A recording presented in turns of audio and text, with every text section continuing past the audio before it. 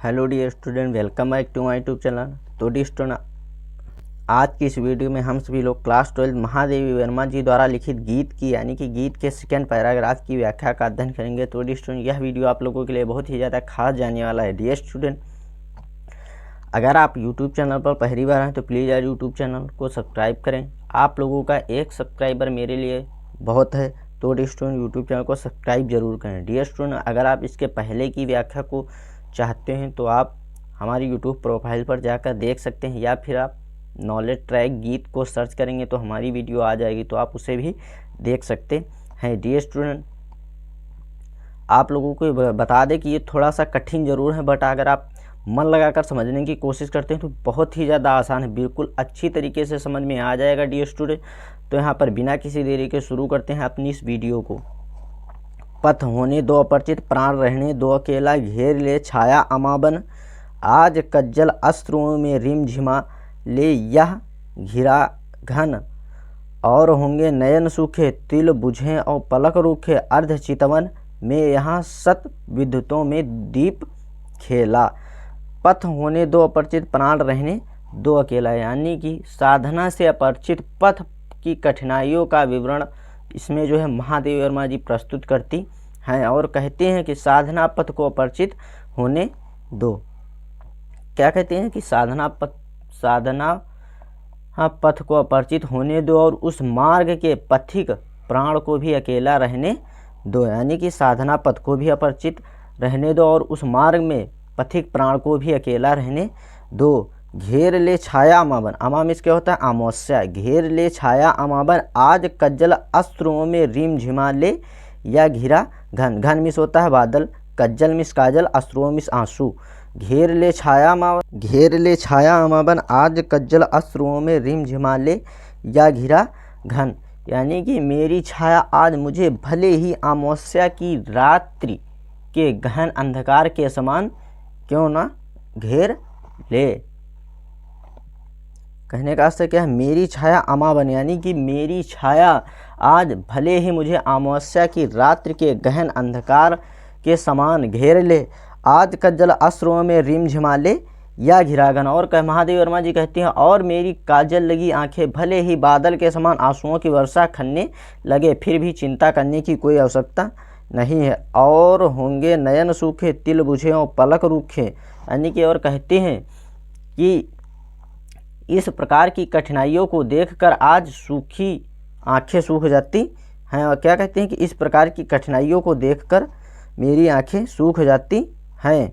तिल बुझें और पलक रूखें, यानी कि जिन आँखों के तिल बुझ जाते हैं और जिन आँखों की पलकें रूखी रूखी हो जाती, वही कोई आंखें और ही होंगी, यानी कि मेरी आंखें ऐसी नहीं है। इस प्रकार की कठिनाइयों को देखकर मेरी आंखें सूख जाती हैं। जिन आँखों के तिल बुझ जाते हैं और जिन आँखों की पलकें रूखी रूखी सी हो जाती हैं, वो कोई और ही आँखें होंगी, मतलब ऐसी आँखें मेरी नहीं है। अर्ध चितवन में यहाँ सत विद्युतों में दीप खेला। इस प्रकार कष्टों के आने से मेरी अर्धचितवन बनी रहेगी, क्योंकि मेरे जीवन दीप ने सैकड़ों विद्युतों में भी खेलना सीखा है। अर्थात कष्टों से घबरा करके पीछे हट जाना मेरे जीवन का स्वभाव नहीं है। डियर स्टूडेंट, ध्यान लगाकर समझेंगे तभी समझ में आएगा।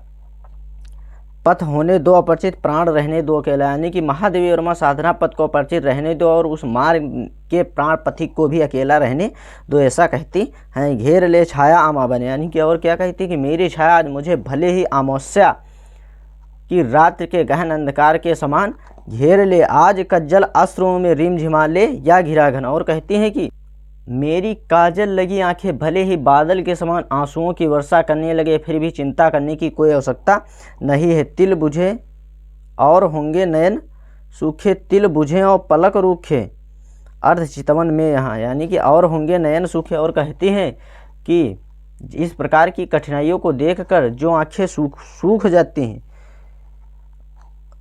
तिल बुझे और पलक रूखे। और कहती हैं कि जिन आँखों के तिल बुझ जाते हैं और उनकी पलकें रूखी रूखी सी हो जाती हैं, अर्ध चितवन में यहाँ सत विद्युतों में दीप खेला। दीप खेला मतलब दीपक का खेलना।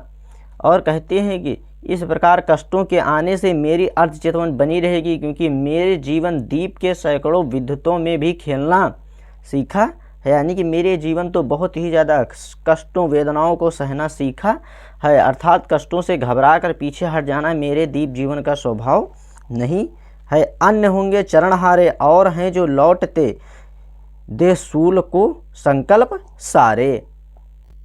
और महादेवी वर्मा जी कहते हैं वे कोई और ही चरण होंगे जो हार मानकर तथा मार्ग के कांटों को अपने सारे संकल्प समर्पित करके निराश होकर लौट आते होंगे, मेरे ऐसे चरण नहीं हैं। जो अन्य होंगे चरणहारे और हैं जो लौटते दे सूल को संकल्प सारे। यानी कि महादेवी वर्मा जी कहते हैं कि अन्य होंगे चरणहारे, यानी कि कहते हैं कि वे कोई और ही चरण होंगे और हैं जो लौटते दे सूल को संकल्प सारे। यानी कि सूल में क्या होता है? कांटे। और कहती हैं कि जो हार मानकर तथा मार्ग के कांटों को अपने सारे संकल्प या दुख समर्पित करके निराश होकर वापस लौट आते हैं, मेरे चरण ऐसे नहीं हैं। दुखवर्ती निर्माण उन्मद या यह अमरता नापते पद बांध दे अंक संसरत से तिमिर में स्वर्ण बेला।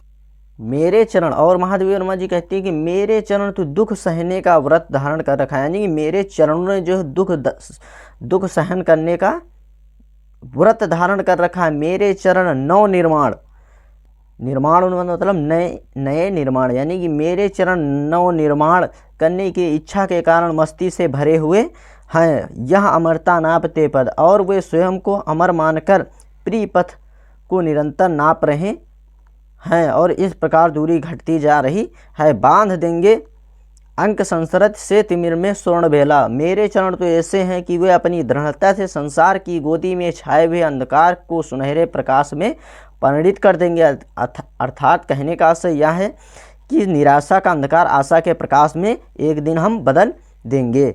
एक बार पुनः देखते हैं।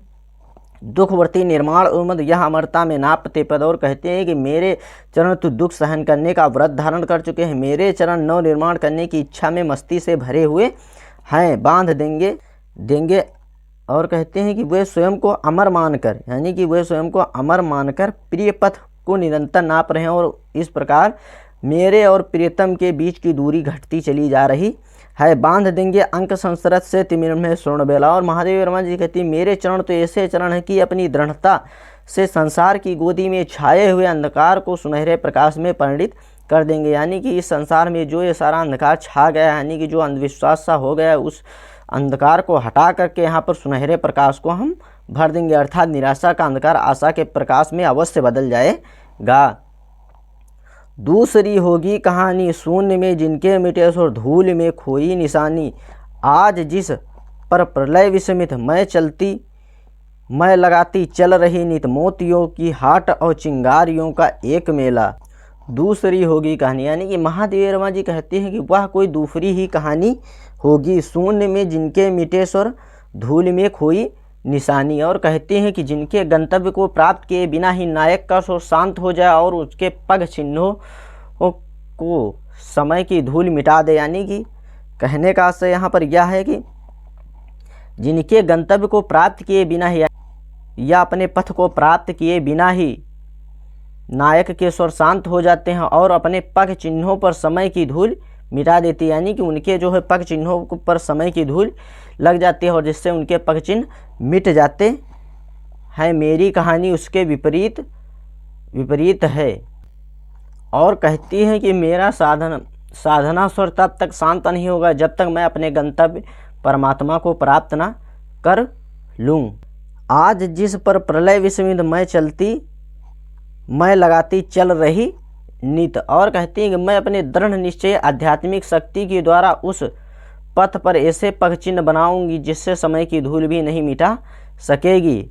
अपने प्रियतम परमात्मा पर मर मिटने के मेरे पवित्र दृढ़ निश्चय को देखकर आज प्रलय भी आश्चर्यचकित हो रही है कि इस साधक को इसके पथ से विचलित करना असंभव है। मोतियों की हाट और चिंगारियों का एक मेला। और महादेवी वर्मा जी कहते हैं कि मैं अपने उस प्रीतम को प्राप्त करने के लिए अपना आंसू रूपी मोतियों का खजाना लुटाने के लिए उनकी हाट लगाती चल रही हूँ, और मेरे आंसू रूपी मोती उस मेले की चमक दूसरे साधकों के मनों में मेरे जैसे दृढ़ निश्चय की चिंगारी को भड़का देंगी, जिससे वे भी अविरल रहकर साधना मार्ग पर निरंतर आगे को बढ़ते रहेंगे और अपने गंतव्य को या अपने साधना मार्ग को सरलता से प्राप्त कर सकेंगे। हास का मधुदूत भेजो और रोष की भंगिमा पतझार को चाहे सहोजो, ले मिलता उर अंचल वेदना जल स्वप्न सतदल, जान लो वह मिलन एकाकी विरह में मैं हूँ दुकेली, पथ होने दो अपरिचित प्राण रहने दो अकेला। हास का मधुदूत भेजो, यानी कि हास का मधुदूत भेजो मतलब क्या होता है, मुस्कान रूपी दूत भेजो। और भूभंगिमा मतलब क्या होता है, भावों की वक्रता। सहेजो मतलब एकत्रित करो। और स्वप्न सतदल मतलब सपनों का कम। हास का मधुदेव भेजो, यानी कि महादेवी वर्मा जी कहती हैं कि हे प्रीतम, चाहे मुस्कान का मधुर दूत भेजकर मुझे अपनी ओर आकर्षक करो, और चाहे यानी कि रोष की भूभंगिमा पतझार को चाहे सहोजो, और चाहे अपनी भाव की वक्रता से क्रोध प्रकट करते हुए पतझड़ एकत्रित करो, अर्थात तुम प्रसन्न हो जाओ या अप्रसन्न, ले मिलेगा उर अचंचल वेदना जल स्वप्न सतदल। और कहते हैं कि किंतु मेरा अडिग हृदय वेदना का जल और सपनों का कमल पुष्प लिए तुम्हारी सेवा में अवश्य उपस्थित होगा, मैं तुम्हें अवश्य मिलूंगी। वेद जान लो वह मिलन एकांकी विरह में है दुकेला। और कहते हैं कि मैं तुम्हें अवश्य मिलूंगी, विरह की स्थिति में मैं स्वयं को तुमसे अलग अनुभव करती हूँ, मिलन मुझे तुमसे भिन्न अपनी सत्ता का अनुभव नहीं होता है, इस प्रकार मैं एकांकिनी बन जाती हूँ। पथ रहने दो अपरिचित प्राण रहने दो अकेला, यद्यप साधना पथ अपरिचित है और मेरे प्राणों का पथिक अकेला है, फिर भी चिंता की कोई बात नहीं, क्योंकि मुझे यह दृढ़ विश्वास है कि एक ना एक दिन मैं अपने प्रीतम को अवश्य पा लूंगी। एक बार पुनः देख लेते हैं। हास का मधुदूत भेजो, रोष की भूभंगिमा पतझार को चाहे सहोजो, यानी कि महादेवी वर्मा जी कहते हैं कि हे प्रीतम, चाहे तुम मुस्कान का एक दूत भेजकर मुझे अपनी ओर आकर्षक करो, और रोष की भूभंगिमा पतझार को चाहे सहोजो, और कहते हैं कि चाहे अपनी भावों की वक्रता से क्रोध प्रकट करते हुए पतझड़ को एकत्रित कर लो, अर्थात तुम प्रसन्न रहो चाहे अप्रसन्न, किंतु ले मेरा उर्मिस होता हृदय, ले मिलेगा उर अचंचल वेदना जल स्वप्न सतदल। और कहते हैं कि किंतु मेरा अडिग हृदय वेदना का जल और सपनों का कमल पुष्प लिए तुम्हारी सेवा में अवश्य उपस्थित रहेगा, जान लो वह मिलन एकांकी विरह में है दुकेला। और कहते हैं कि मैं तुमसे अवश्य मिलूंगी, विरह की स्थिति में मैं स्वयं को तुमसे अलग अनुभव करती हूँ, मुझे तुमसे भिन्न अपनी सत्ता का अनुभव ही नहीं होता है, इस प्रकार मैं एकांकिनी बन जाती हूँ। पथ रहने दो अपरिचित प्राण रहने दो अकेला, यद्यपि मेरा साधना पथ अपरिचित है और मेरे प्राणों का पथिक अकेला है, फिर भी चिंता की कोई बात नहीं, क्योंकि मुझे यह दृढ़ निश्चय कि एक न एक दिन मैं अपने प्रियतम को अवश्य पा लूँगी। डियर स्टूडेंट, उम्मीद करता हूँ कि वीडियो पसंद आई होगी। डियर स्टूडेंट, थोड़ा कठिन जरूर है, बट आप समझने की कोशिश करेंगे तभी समझ में आ जाएगा। डियर स्टूडेंट, अगर आपने अभी तक हमारे यूट्यूब चैनल को सब्सक्राइब नहीं किया है तो प्लीज़ यार यूट्यूब चैनल को सब्सक्राइब करें, वीडियो को लाइक करें, कमेंट करें, बेल आइकन को दबाना बिल्कुल भी ना भूलें, जिससे मैं जो भी वीडियो आप लोगों के लिए अपलोड करूँ वो डायरेक्टली सबसे पहले आप लोगों तक ज़रूर पहुँचे। धन्यवाद।